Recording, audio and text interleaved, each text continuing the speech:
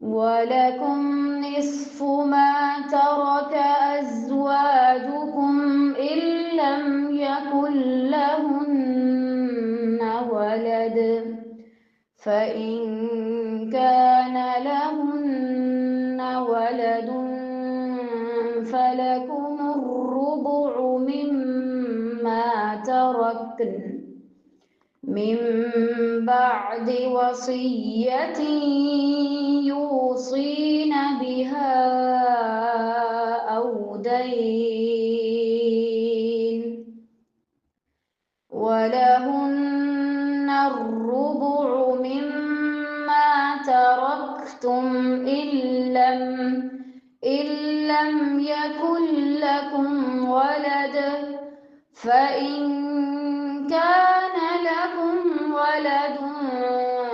فلهن الثمن مما تركتم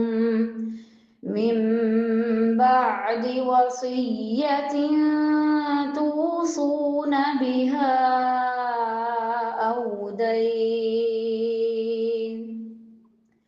وإن كان رجل يورث كلالة أو امرأة وله أخ أو أخت فلكل واحد منهما السدس، فإن كانوا أكثر من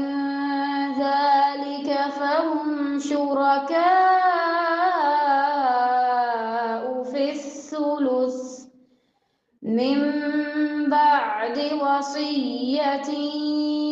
يوصى بها